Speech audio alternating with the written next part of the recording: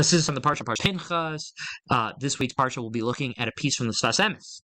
So first, let's go to the end of last week's Parsha. We have Balak and Bilam planning to destroy the Jewish people. The first way they try to destroy the Jewish people is through cursing Klal Yisrael, but Hashem turns those curses into blessings. So they come up with another ingenious idea, which is to try to get the Jewish people to sin through immorality with non-Jewish women from the tribe of Midian.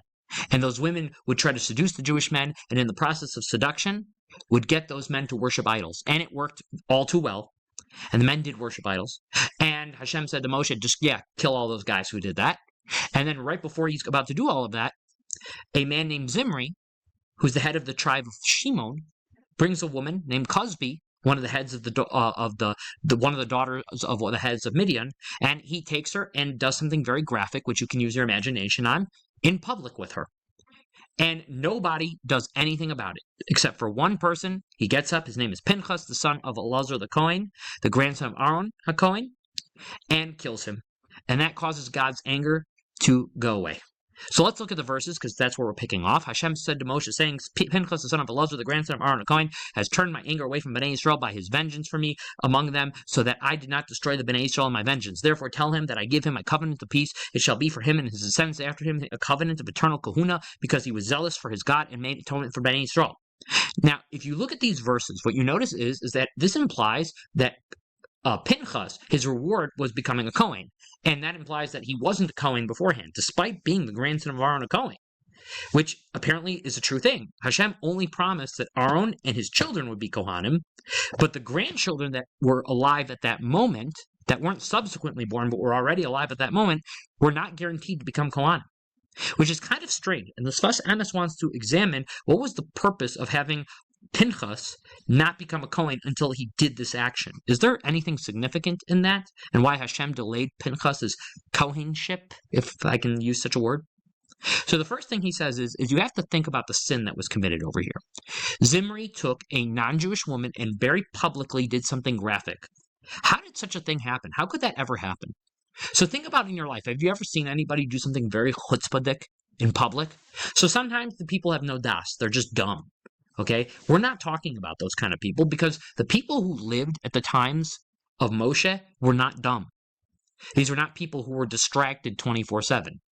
These were people who were very dialed in. You're talking about people like Zimri, the person who committed the sin. This is somebody who was worthy of leaving Egypt. This is somebody who was worthy of being one of the people when they received the Torah. So he's not necessarily a low-level guy. So now, here's how these things work. When somebody commits something chutzpahdik, like a sin in public, a lot of times, a lot of people want to do what they're doing. They just don't have the moxie. They don't have the gall to do such a thing. But inside, they want to do it too. So Zimri sensed that. He sensed that everybody wants to do what I'm about to do. And so therefore, if I do it, I'm not going to get in trouble. I'll be fine. I'm safe. He wasn't dumb. He didn't think he was going to be killed for what he did. And look, he was kind of right. I mean, he was doing it probably for a little bit of time before he got killed. And it was only one person who stood up against him. That's it. What are the chances that that one person would even be able to kill him?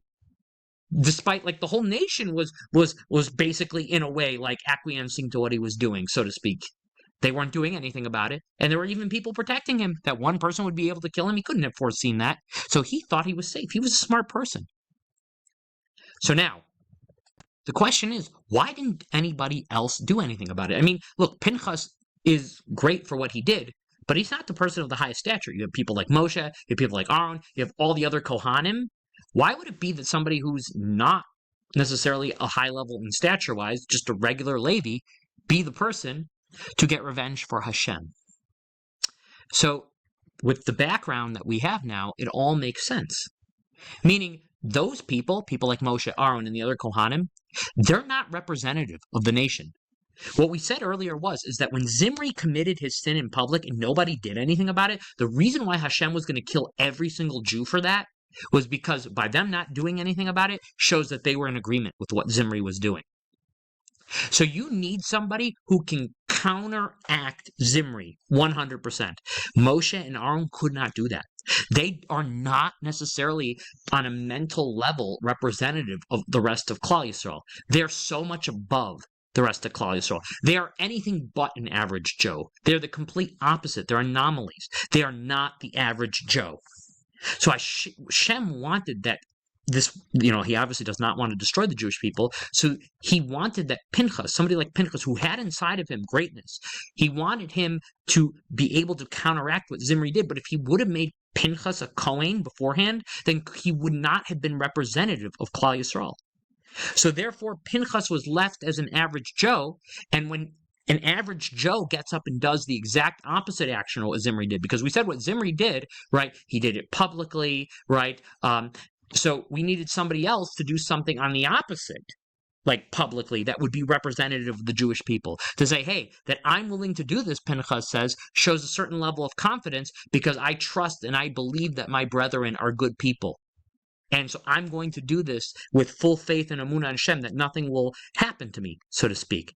And that attitude now became representative of Klal Yisrael because of what Pinchas did. Because an average Joe like Pinchas got revenge against Zimri, that means that Pinchas's ideology is the ideology of the camp of the Jewish people, not Zimri's ideology. And that's why the verse says, like if you look very carefully, it says, Pinchas ben Elazar ben Aaron, a kohen heshiv es chamasi me'al bnei Yisrael v'kanu es kanisi b'soicham, meaning Pinchas, the son of Elazar, the son of Aaron, the Kohen, has turned my anger away from Bnei Israel by his vengeance for me among them.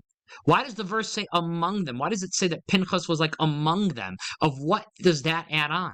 But that's the point of the words among them, that it needed to be somebody who up to this moment was among the people. So Pinchas showed the real intentions behind the Jewish people and that they were not like what Zimri had. And so that's why at this moment Hashem decided to stop the plague. And from this moment onwards, Pinchas could become a Kohen. So what does this teach us?